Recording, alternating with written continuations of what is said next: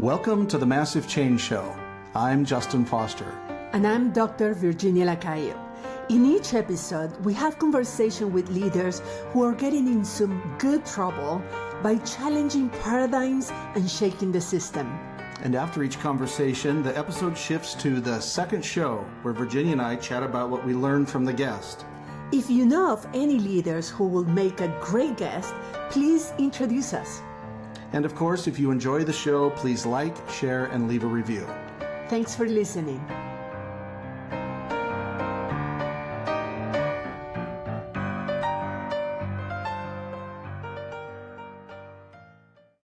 In this episode of the Massive Change Show, we visit with Dr. Laura Kittel about the pursuit of happiness, human dignity, and what the ancient philosophers understood about living well that modern consumer culture has forgotten. Enjoy the show. So, Laura, intuition led me to reach out to you, and we had a great initial visit, and here you are on the Massive Change Show with Virginia and I. Welcome. Thank you so much for having me. I'm very excited to be here, and I feel fortunate that you found me. Yeah, it was one of those things where, as people that listen to this show know, is we're always looking for system shakers, and they come from unique places around the world, and you have a very unique background. So I thought we'd start there before we get into the system shaker question. Is tell us a little bit about your background, the Laura Kittel story.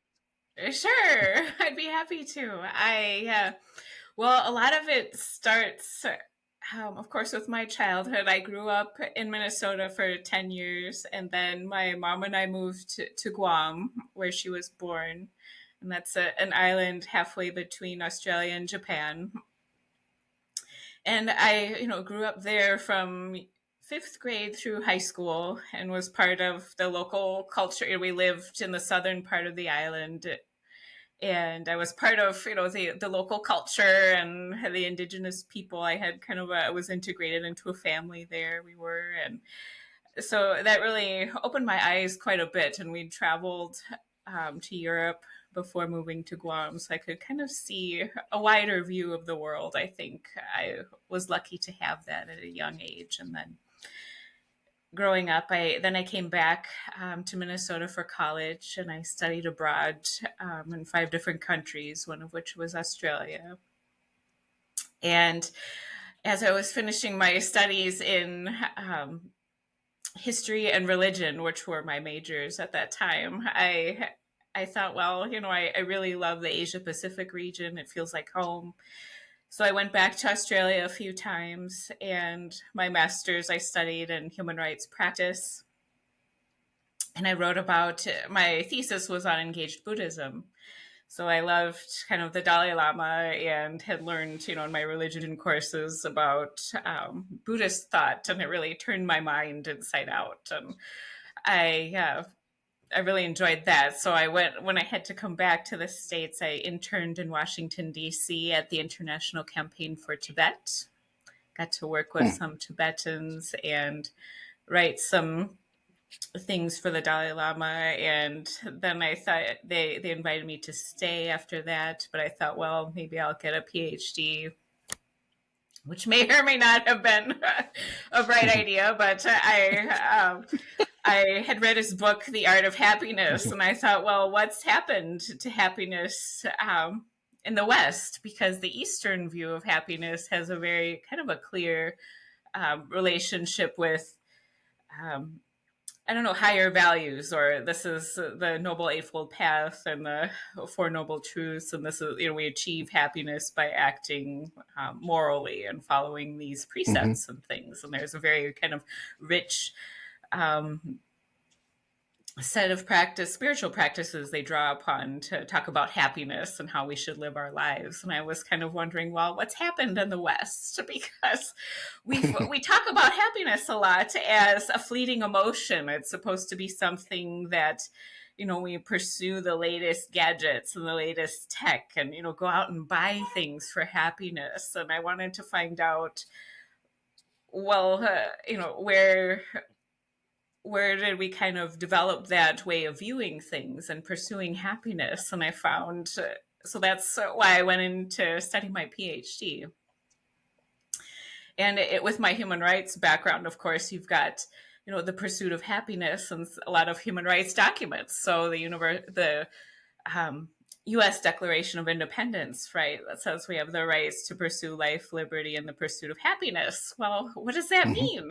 So it's Mm-hmm. like, to our modern mind, I think, did it mean that we should be out, buying all this stuff and kind of being consumers, or things like that? And I found that things sort of changed in the Enlightenment, but from the ancient period of ancient classical philosophy, the ancient Greeks, Socrates, Aristotle, Plato, they thought of pursuing happiness as fundamentally at its base an ethical pursuit. So when they asked, "How should I live?" they were asking an ethical question.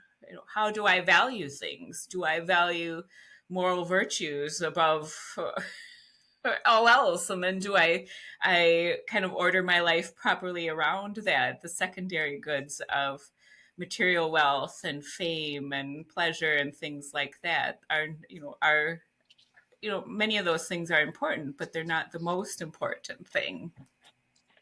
And they thought that happiness was actually pursuing virtues. So it's not, happiness is not going out and getting the latest iPhone, even though it gives you, a jolt of pleasure and joy and, those happy chemicals, right? But some of them thought, well, that it's the virtues alone that consist of happiness. Others, like Aristotle, thought, well, you need some of your basic needs met, but the virtues are still the priority here. And so we have the American founders reading a lot of these people and a lot of these philosophers and things, and that's where they got the pursuit of happiness from. So it's Mm-hmm. really about how you live your life overall. So we have the right to create, a vision of our own lives, but we also have to consider moral virtues and substantive values and these ideas that we need to look at. How do we become good people, and how do we build a good society, a just society? Mm-hmm. We have to take into consideration the rights of others, and certain limits that are justified, right? So we have a lot of rights, but we also have responsibilities and things like that. So that's what they're talking about Mm-hmm. in the Declaration of Independence. And I think also at that time, we have the Enlightenment that came along, and there was this tension at the beginning of America where people were getting a lot of material wealth. They were like, hey, this is great, we're kind of improving our living conditions and we can pursue our own vision for life. And throughout that time we kind of lost the sense of a greater sort of, I don't know, purpose or meaning to the pursuit of happiness, and just kind of focus on our own betterment and our own acquisition of wealth and being sort Mm-hmm. of competitive against one another. So Right. I think, sorry, Yeah. that kind of that No, it's okay. encapsulates the. No, but it gives It's really good context to why we wanted to have you on. And you're yeah. kind of I think I mentioned this in our intro call, is that you're kind of a pleasant heretic. You say these very very heretical things about history and religion, but in a very pleasant way. And I think that that is I think it's about making people think. And so along those lines, let's dig into the system shaker questions now, because I think we're both like, oh boy, this is going to be interesting. So Great. Yes. I'll throw it to you, And I Virginia. was I wanted to say that it seems like very philosophical what you're approaching, but actually we're craving that. We need more deep questions and ideas that make us think beyond just like how I'm gonna get more money in the next week, or like what I want to have for dinner. I mean, we need more spaces to think and to challenge our thinking and to Yes. challenge our beliefs and to keep that's the only way to keep growing, is to have this deep conversation. So thank you so much for bringing that to this space. So asking the question that we ask to all our system shakers, and you are one of them, just by the fact that you are shaking the system with the right questions. I mean, questions are the right questions and the right challenge. When we challenge the paradigm that we lived in, that we grew up with, that is another way, and a highly effective way of shaping the system. So, in that line, what is your big idea or project? What is your mission right now that will piss off a lot of powerful people? Well, I think that it ties into the the idea of happiness, actually. So the one I was just mentioning, and the Greeks also called this concept is better translated eudaemonia was their term for it, and it's better translated as human flourishing. So because happiness is sort of the popular and maybe the lighthearted way of thinking about it, and what we all want, and what they all in the ethical world, like, this is what everybody's pursuing everything else for. This is the final end or the final good we're all looking for. But it's also um, a very deep and wide concept, human flourishing. So when we ask, what does human flourishing involve, that's a challenging question. So a lot of that involves having a society that is cooperative and gets its bearings from moral values and kind of virtues, and the wider questions of how should I live my life, where do I get meaning from, what rights do I have and do other people have, how should I respect others, how should I contribute to society. It's not just set up for an individual's hedonistic pursuits. Right. And I think maybe the powers that be, or the constant kind of battering we get with constant marketing and consumerism is keep a shallow definition of happiness, and people in power, well, you don't have rights unless I say you do, or you only have what I am willing to give you at a certain time. So I think a lot of that how all of these ideas are related can become obscured. It can seem like, oh, this is all just a little discrete sort of problem, and we're just chasing a fleeting sense of happiness, and it's sort of ephemeral, we can never really catch it. But when we look at it as flourishing, we have to consider a wider array of things. And I think that that's not to it should be to the benefit of people who have a lot of power and wealth and things, but they don't tend to see it that way, I think, these days. So Yeah. Well, you look at, just take powerful people, like especially related to like economic status.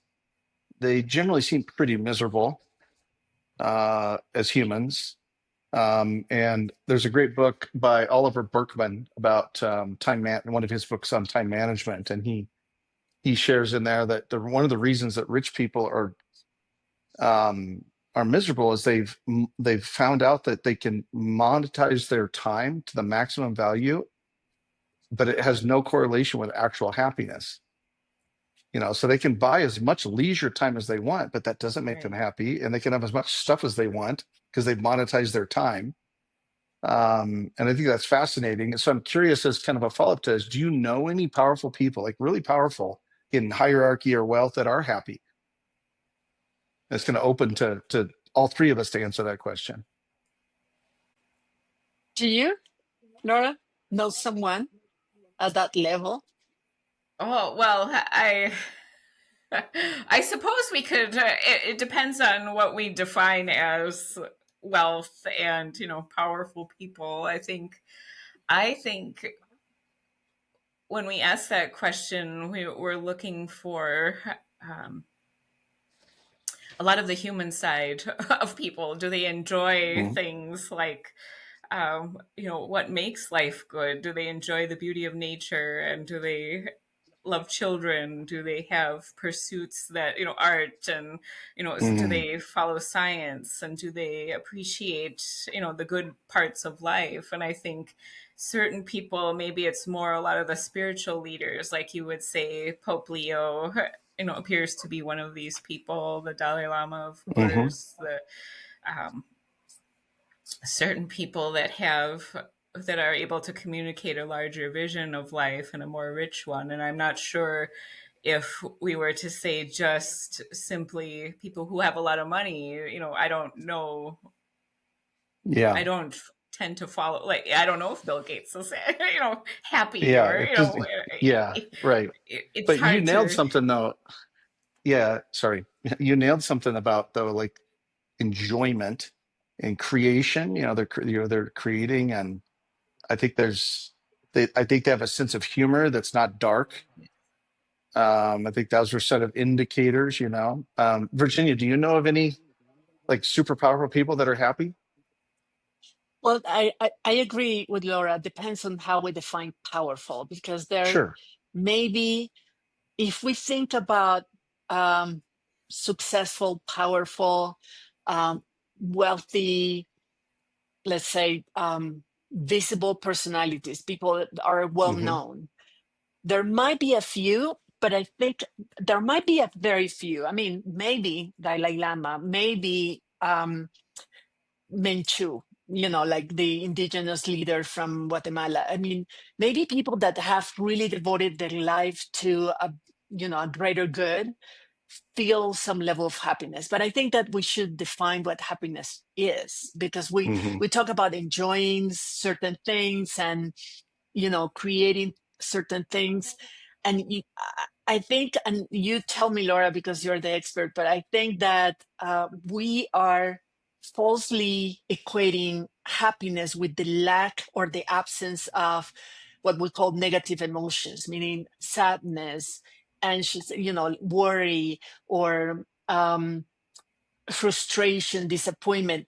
And for me, happiness is not the absence of those emotions, is the capacity of embracing those emotions as part of the human experience, but overall feel that life is worth living because you feel fulfilled in the life that you are living, meaning that fulfilled because you have the capacity to enjoy things, even if you don't do it every day, or even if you can't access to some things every day, but you have that capacity of love, of enjoying, of be happy for other people as well, of giving, and unconditionally, of that capacity, and and the opportunity to put it into practice, to create. I mean, those are the things that create that kind of fulfillment. So enjoy.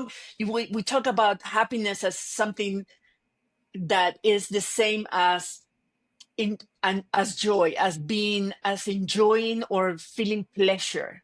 And sometimes it's not that, because we don't Mm-hmm. feel pleasure all the time, but that level of contentment.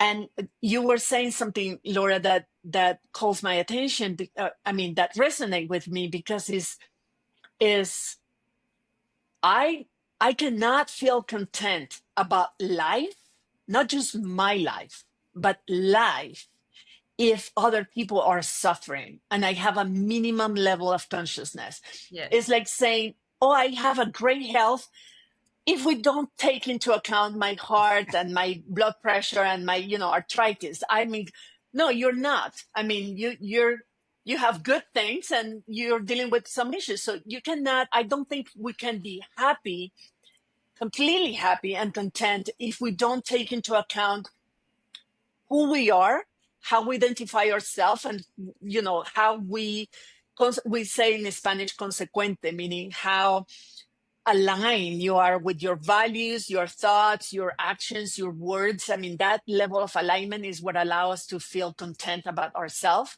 also about the conditions that we have for living. So having the minimal basic needs covered are important, but really covering the basic needs for human is not that hard, considering all the things that we aspire in order to consider ourselves happy. And the third part is, am I happy in the world I'm living? Is my society, my environment is a place where I feel fulfilled and joy and proud of, and this is something that is worth contributed to and keep reproducing somehow. And I think that that last part, if not the other two, but at least that part, nobody can say that we live in a world that is absolutely what it should be. And we are content and we're happy about that. And the people that actually said, yeah, life is perfect, society is perfect, the country is what it should be, are people that are completely blind to reality, and they're just in denial, really, because I don't think you can be really blind about what happens, but in denial, saying like, oh, that's not about me, society is something else, my environment is different. That kind of separation makes no sense. But some people manufacture that in their head to create that sense of contentment or happiness that is, really manufactured for themselves. Right. That's a long answer, but yes. Well, I wanted to respond to that, because I think that you're drawing out some very important distinctions, and that actually a lot of the ancient Greeks thought you couldn't tell if someone had a happy life until the end of their life. So, since we're all still living it, we don't know, what the future holds. Yeah. And it's not to say, in judging whether I have a happy life, did I feel happy 100% of the time? That's not the question, because of course you don't. Right? It comes and goes, right? And especially when you're working for justice and you're working for human rights, you can tend to suffer a lot, or the people that are having those things taken from them, they suffer quite a bit. And how do you have a happy life? Is it possible? And I think what you're drawing out here, Virginia, is that really what we're looking for, and what also the Greeks said, is the person's character. So the question might be, when your values are in alignment with your actions, and are they also following something that's meaningful and good and true and right? Are we looking at justice? Are we looking at do we have courage? Do we have integrity? Do we speak honestly? Do we treat others with respect? We're looking at someone's character, and what might we say about wealthy and powerful people? Are they, can we tell anything about their character? Can we make any sort of assessment there? Might be. Yeah. Well, so I'm curious too, before we go to the next system shaker question, is you write and talk about happiness, and you also talk about religious freedom. And I think there's sort of like a deeper, like, okay, I understand how those go together for sure. But how do you make the connection between those two things? Excellent question. So when we talk about religious liberty and religious freedom, and in terms of being a more natural right, there we go, that it's what that natural right is doing is protecting, and this is why the American founders thought of it as one of the most sacred rights, the one that everybody needs. It's protecting your heart and mind and your conscience. So if you look at a person as if they have sort of a little bubble around them that protects their heart and mind from outside interference, from the government interference, saying you have to believe this way, you have to profess this faith, you have to think this way. That's almost like, this is close and intrusive as a person can be intruded upon, is to have sort of their heart and mind taken from them, and their ability to develop their own conscience. And things like that. So it's Mm-hmm. essential, I think, for happiness and for pursuing your own life and meaning and your human flourishing. Are you able to flourish if you have those things intruded upon? And so Right. that's why, when they were coming up with the Declaration of Independence and the Constitution and the Bill of Rights, Thomas Jefferson and James Madison also said to each other, well, we got to get this religious liberty, this right to religious liberty sorted now, because if we don't, and we've all just come together to achieve this monumental thing. And because everybody has different thoughts on, well, should the government support religion? Should the government, mandate a certain faith?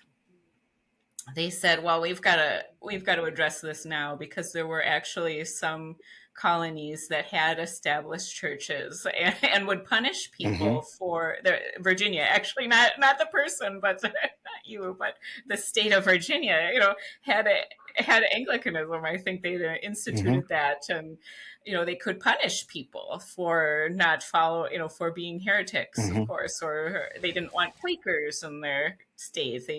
They could, if you couldn't explain the mysteries of the Trinity, you could be jailed or have your kids taken away. Mm-hmm. And, when we're identifying, well, what does it mean to live in a free society based on human rights? The first among those has to be, we have our minds and hearts protected. We can believe, and we can, as we see fit and as our conscience calls us.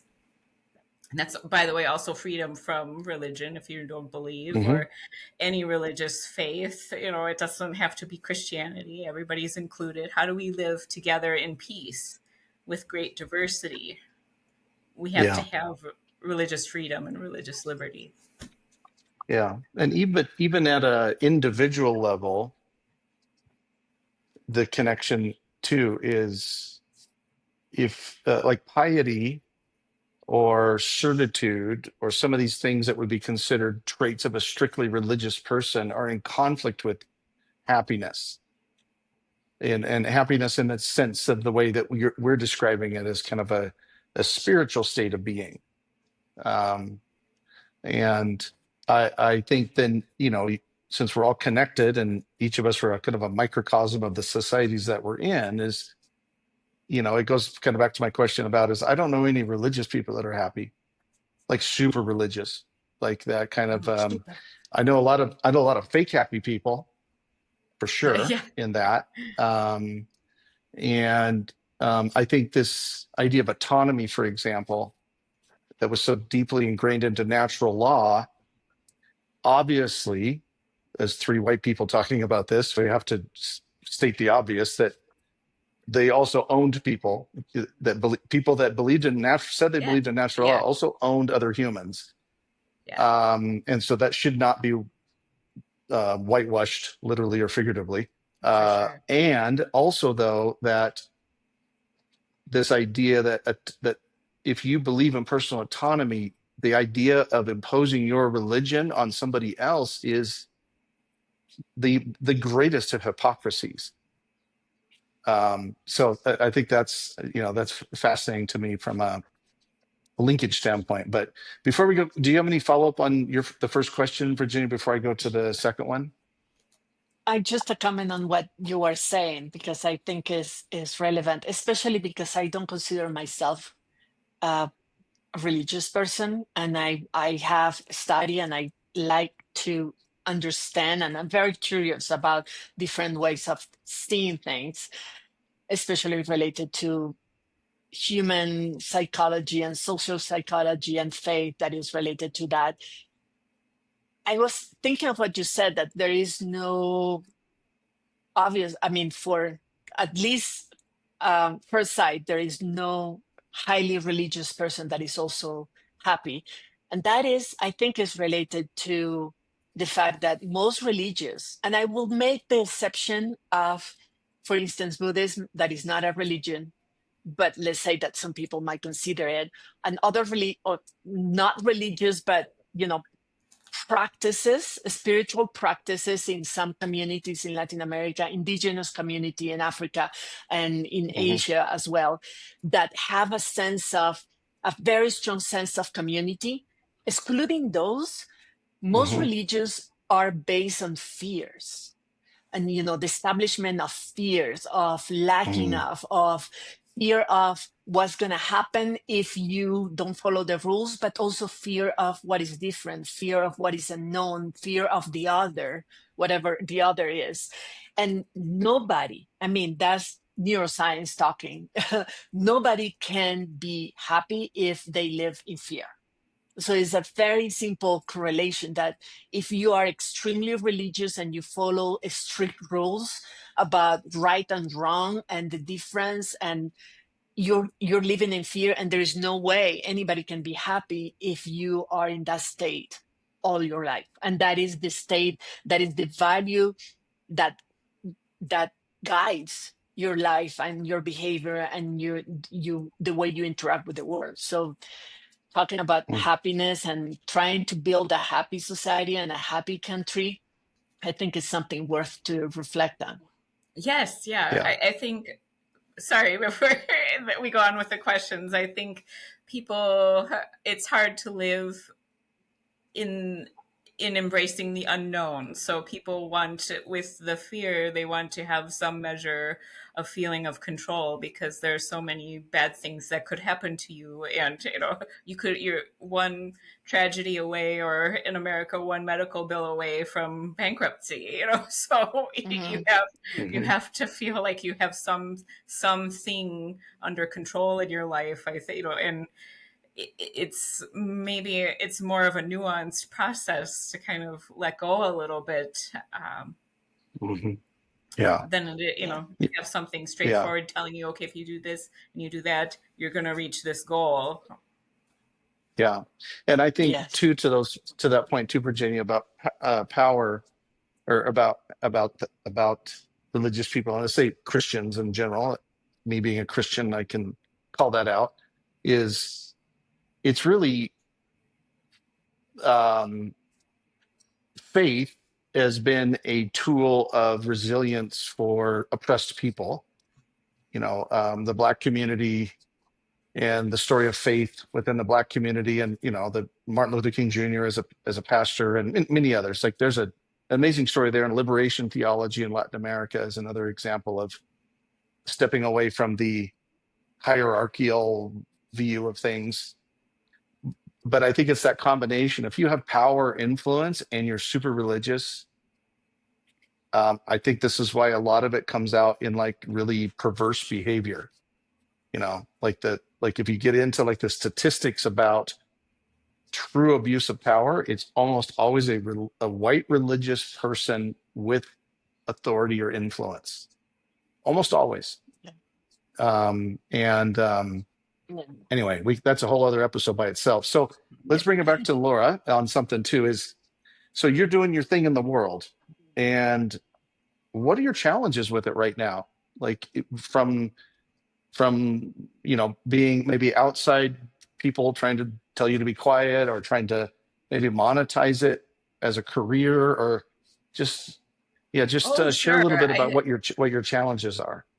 Okay. Well, yeah, I think, um, for it is to establish, what am I going to do, how am I going to get out in the world and teach things and share things with people, and start dialogues and have sort of this thing going. So like what you mentioned with monetizing things, or I'm looking at, speaking. I think perhaps that could be one of the fastest ways into things, and then developing, things later. And I think one of the basic challenges that I have been addressing the last year or two, we touched on this a little bit earlier, before the episode, was, developing my voice and feeling into that, and what, do I um, keep in an academic, sort of like an academic authority or an academic voice?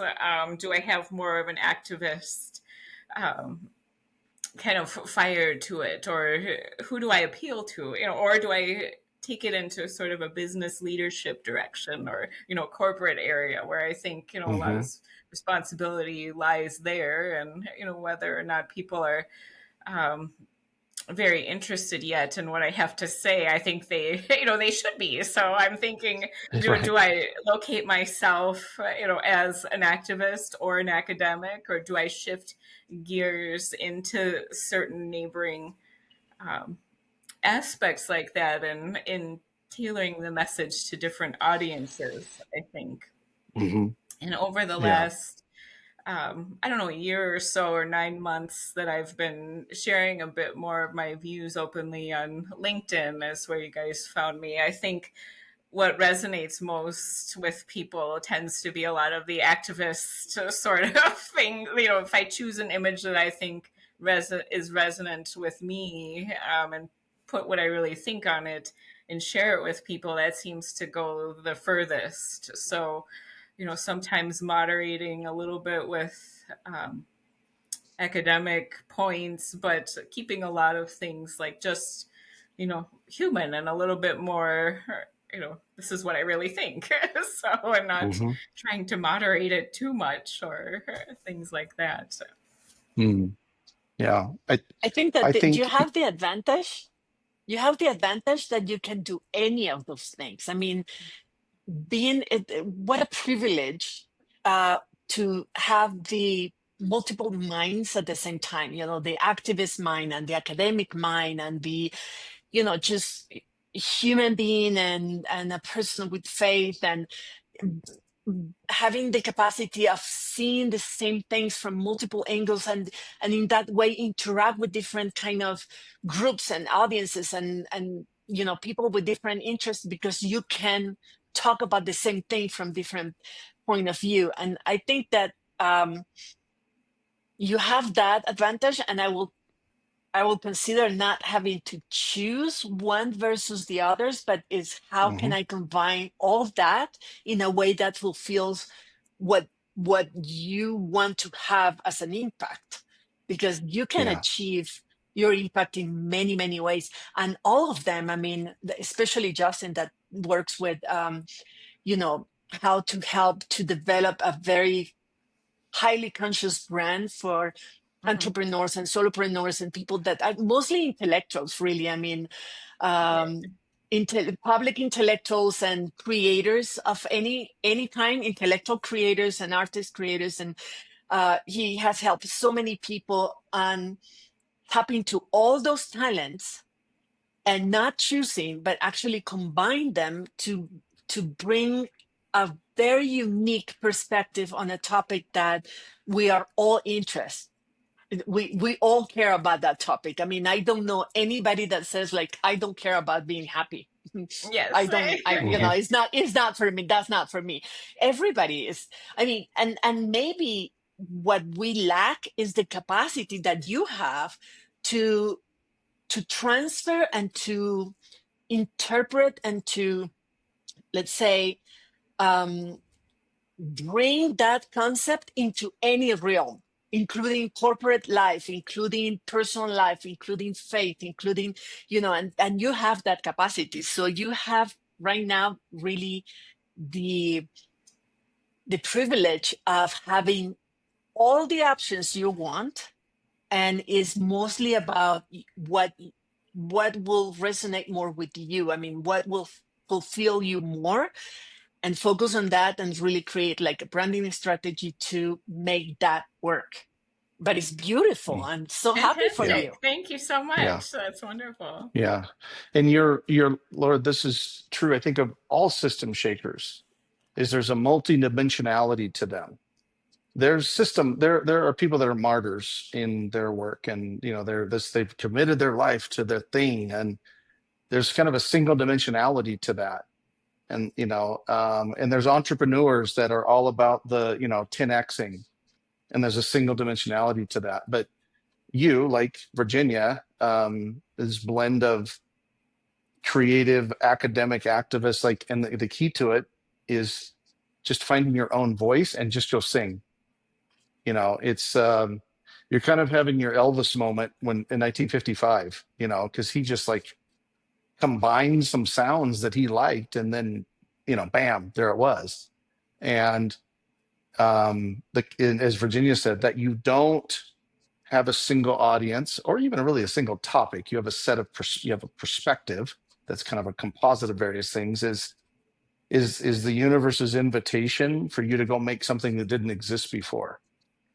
And what's cool about it in these modern times with like things like Substack, for example, you can monetize that in many ways, and it's just more a matter of like thinking like an artist. That's why I always say every single client and human I've talked to about this is reading The Creative Act by Rick Rubin, because once you realize that you are a creative, that's at the core of this. You're a creative that's also an activist, that's also an academic, that's also this global citizen. You know, it's the creative part. Yes.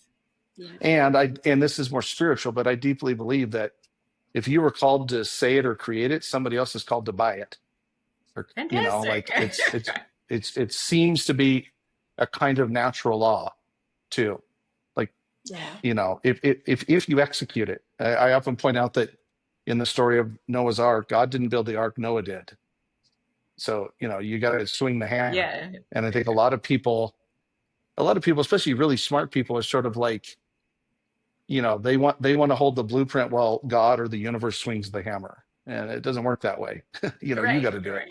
So, so let's go to the third and final question, and Yeah. then we'll wrap with you and go to the second show. Okay. So go ahead, Yes. Virginia. I'm excited. So let's say that if you have the resource that you need, you have the platform that you need, you have built this that you need, your brand, and you have that space. What will be the impact that you would like your work to have in the world? Gosh, that's a wonderful question. Well, I would like, I think there are maybe two, certainly more aspects of impact, but firstly, I would like, um, I would like to secure democracy for my own country and for others, and to give people kind of the tools or the wherewithal and the energy to go out and do that,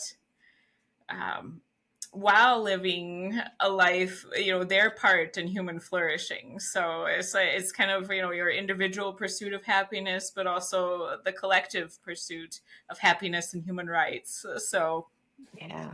what do those things mean? And I think people are really, it looks to me that now a lot of people are getting, politically involved or becoming aware of, hey, certain things aren't right and we need to talk about it more and we need to do something. We need to show up in ways that really move the needle towards a more just society. So I think that with some additional kind of tools and resources and help, we can kind of get headed in a better direction. And I don't know if, the measurable outcome is, maybe I reach, millions of people. I don't know if you're meant to put a number to that or something, but to have, to shift the conversations and in directions that matter, where we look at, well, society is not meant to just fuel the wealthy and powerful with what they want. It's to bring, everyone into the conversation and build a good, a just place for people to live and to have goodness in our own lives as well. So that's the sort of, like, you get to be happy, you get, everyone gets a puppy, and, society is more just as well.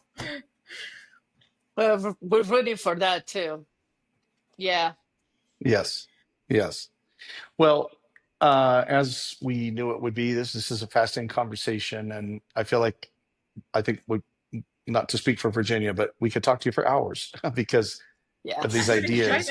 And Yes. one of those like friend for life things. I always go back to Meister Eichert, the German mystic. He said all mystics speak the same language, and there's a mysticism to what you're doing, because it's, mystics sit in the space between what was and where it's and what was, what is, and what's happening. That's a mystic, and you're right there in this multidimensionality. And So we encourage people that are watching and listening to this to follow you on LinkedIn, and let's see where you go, because you're going somewhere. You're going Thank to you get so Yeah. more and much. more. You're going to get more and more dangerous, and we like that. Okay. So, and we'll link to your LinkedIn and the show notes, and we're going to say goodbye to you for now. We're going to go to the second show. So, thank you, Laura. Okay. Thank you so Thank much. you. Thank you both of you for having me. I really appreciate it. You're Right, welcome. goodbye. Talk to you soon. Well, that was very. As I say at the beginning, I love to have these conversations. I love Yeah. to have like philosophical conversations.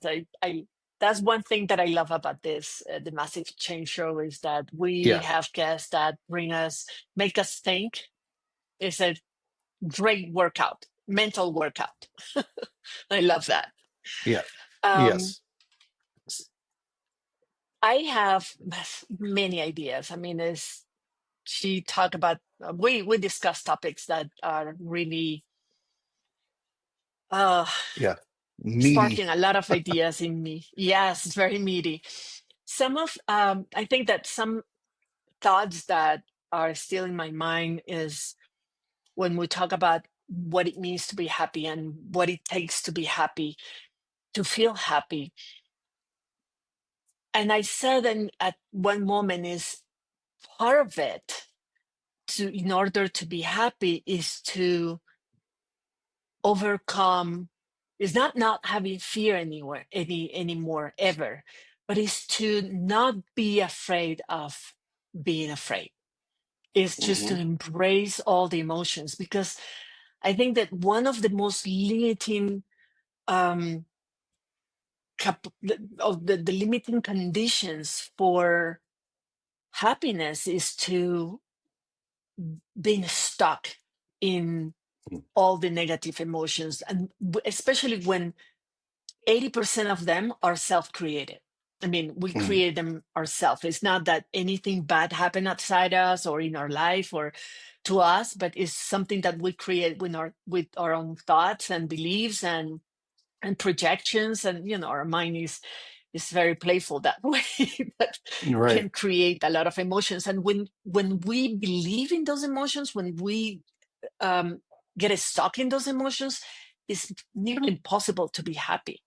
And and also related to that, she mentioned Laura mentioning it in a moment about what happened with people that don't suffer that much, like have like a Hmm. happy life, a happy Hmm. childhood, which is really uh, I think is not true. I mean, it's only true when you compare yourself or somebody with somebody else, and then you make a judgment about which suffering is worse, or which suffering is deeper, or what situation is worse, which is all very subjective anyway. But interesting enough, based on what I have studied about the human mind,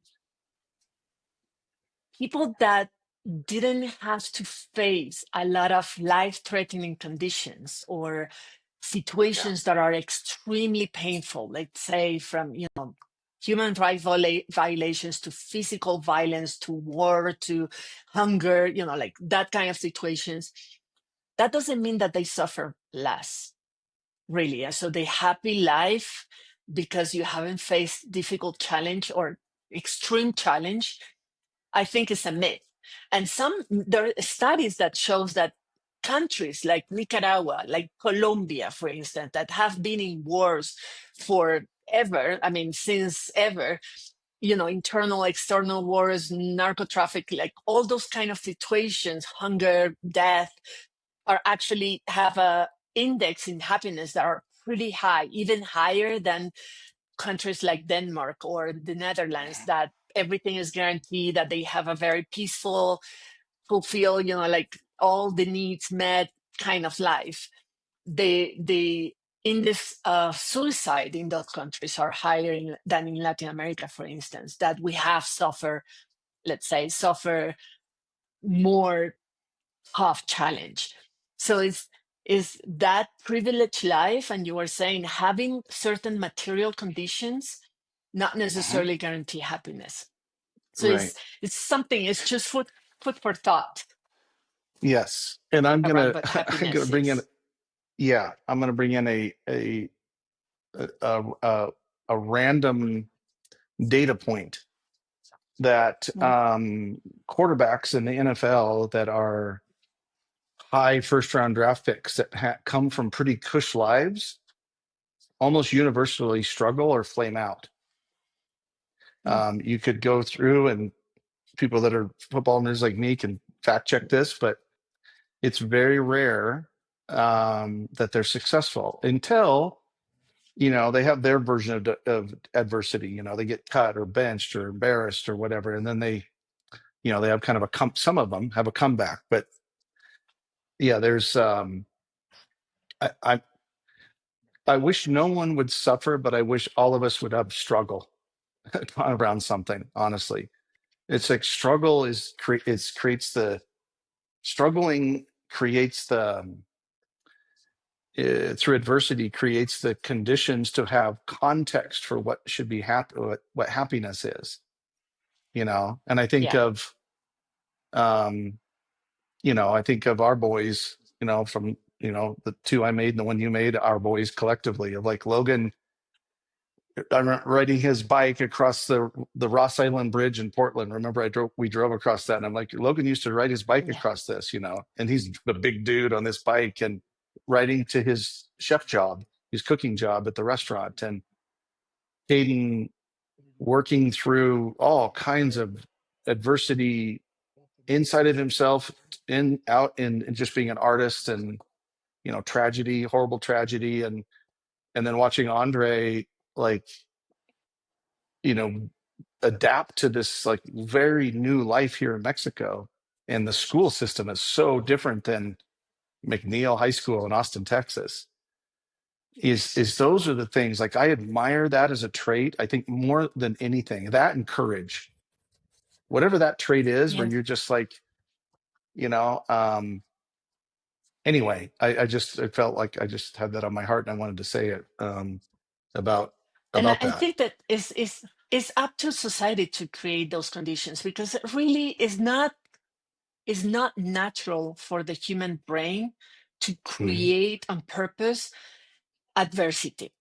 I Yeah. mean, we can challenge ourselves, like especially some more than others, that I always try to reinvent myself, and I have changed careers, and I have changed life Hmm. and countries and lifestyle and everything on purpose, in spite of some people thinking that is crazy of me, and it probably is.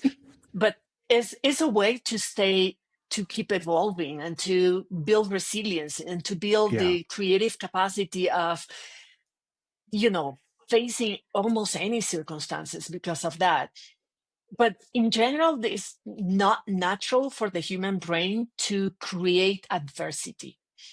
Hmm. But parents and society, we can create certain, it's not about making people suffer, of course, and it's not Right. about injustice, but it's about creating opportunities for people to embrace the challenge, because as you said, is not only the the only way to develop the muscle to be happy, but Hmm. also, as I said before, happiness is not the absence of sadness and negative emotions, is the contrast.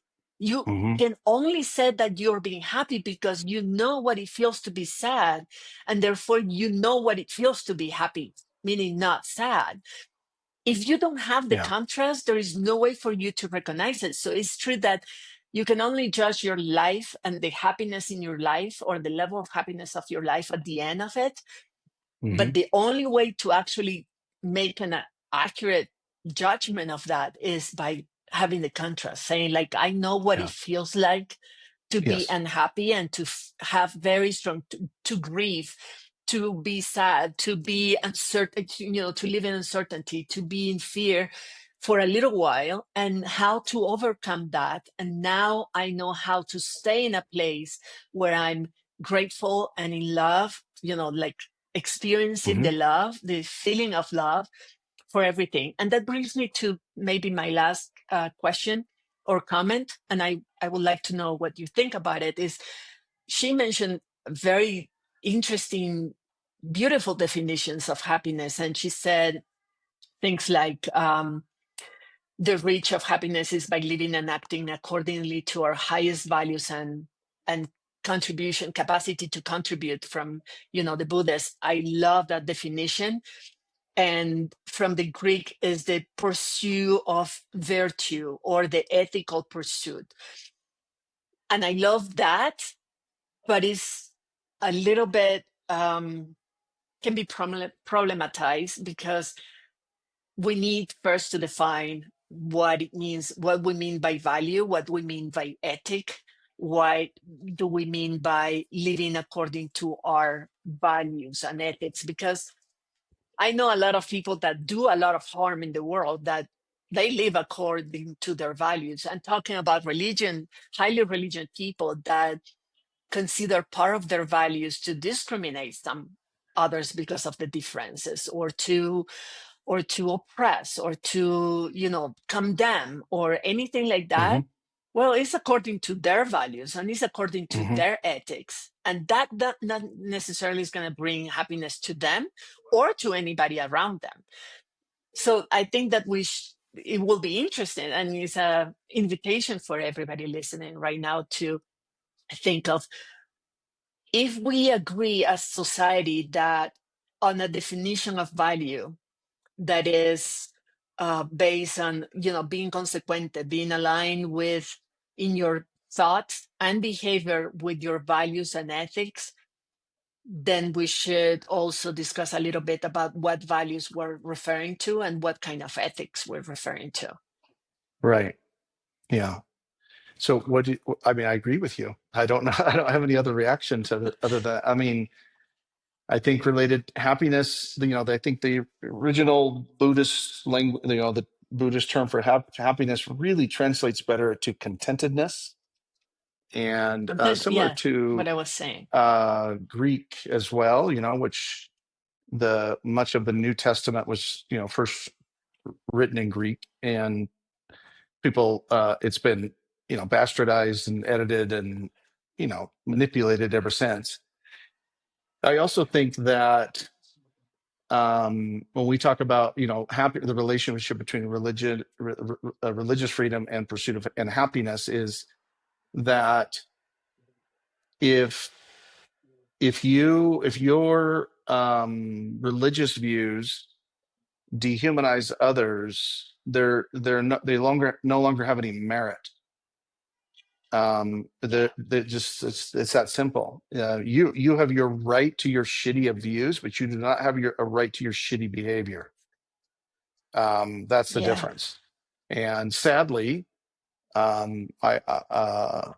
if we just to take like Pete Hedgebeth, the Secretary of Defense, if people were to understand, even people that are Republicans, or maybe even Christian religious Republicans, if you were to understand what the church he belonged to, what they teach, I would hope that you would be horrified, because there's no religious freedom in it. There's no happiness in it. It's so disgustingly anti-American, those kind of views.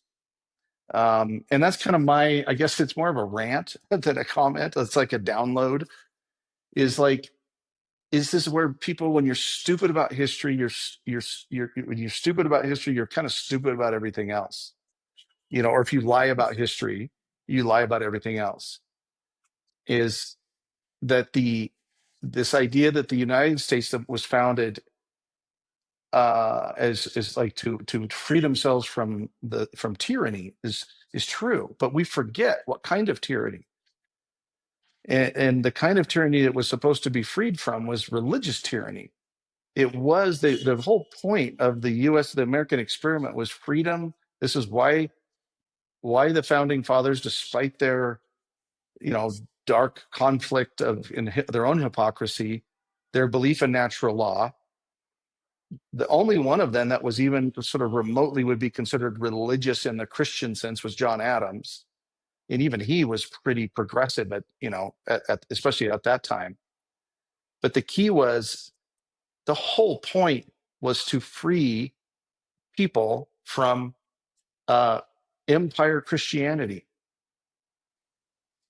And you can just reverse engineer it from there. It's like, well, why would they have in the Bill of Rights these certain things? Why would autonomy be such an important thing? Well, empire Christianity is a thief of autonomy, and it's top-down power. So that's why the kings were considered anointed by God, and so they could do whatever the fuck they wanted. It didn't matter because they were anointed. It was sort of the history's version of saved by grace. People that are steeped in shitty Christian theology won't understand what that means. And we're still fighting the same battle at this very personal level, and we're all trying to free ourselves from that influence. And I've said this before too, is like, the white people, need to go learn from everybody else that was oppressed by governments and societies and religion, because they all arrived at the same conclusion and understood that if you want to, in order for there to be a free and happy people, you have to give people the freedom to be free and happy, like figure it out for themselves. And it's also why Jesus fed people before he preached to them. It's very difficult to be happy when you're worried about your next meal. It's very difficult to be happy or content when you're, as Laura said too, is like, if you get the wrong medical bill and it might bankrupt you. Like, how fucking stupid is that? From a society standpoint. And it's just like these battles that that societies have wrestled with and fought over, philosophical stuff, or what is life about, and what's the meaning of life. The single greatest thing a person could do is free themselves from religious influence. And I said this, I still identify as a Christian, but it would serve everybody that is very steeped in Christianity to just go be an atheist for about a year and then see what you believe. Burn it all down and see what's left. And then we would understand why the Constitution talks about freedom of religion and from religion. We'd really understand it. We would understand why it was the standard bearers for social justice in the United States since the beginning of the founding of the country were progressive Christians. That's still true today. The standard bearers, Martin Luther King Jr. being one in particular, that is deep, has very much influenced me. Anyway, like I said, more of a rant than a download than anything. So I'm gonna stop talking and see if you have any reactions to that. Well, actually, because also of time, I would like to close this with just my coaching brain is working right now, and this is when we were recording this episode.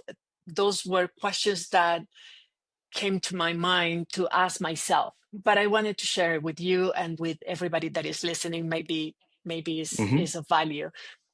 But I think how can I assess my level of happiness in my life up to this point? Obviously, I will have to do it again when I'm, dying, but right now. And I thought, based on everything you said, Laura said, and the things that I've been thinking, I think there's 3 questions that I will ask myself. And I invite everybody to ask themselves these questions and see what they come up with.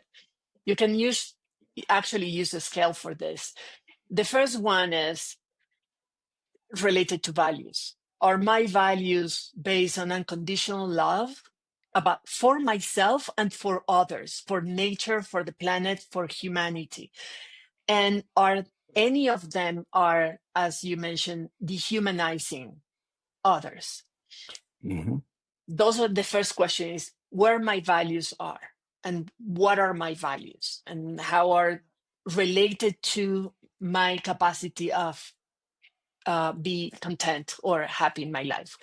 The second question is, once I answer the first one, the second question is, I am being consequente with my values, meaning I'm living in alignment between my thoughts and my feelings, my values and my actions, my behavior. Are those in alignment? And the third one will be, what is my self-worth? And I want to clarify this, that this is not how we understand self-worth as my self-worth is like $3 billion. No, self-worth is not how much money you have or how much material stuff you have. Self-worth is what is the amount of value for a dignifying life that you're contributing to society. So it's not about like, oh, I contributed a lot of value because I created the electric car or the Tesla, or it's no, how much value are you contributing to your human fellows for a collective level of happiness and fulfillment and dignity? And that's where you really challenge yourself. It's like I'm passing through life, just taking as much as I can until I die, or I'm here in this world to leave something behind that actually make it better. Not more money, not more. Now, I didn't enrich people, or I didn't. No, it's actually what I have contributed to humanity that is valuable for a better life for everybody. If we answer those three questions, I really believe that we will have a pretty good idea where our happiness level is at any point in our life. And we should ask ourselves those questions often, at least once a year, and plan accordingly.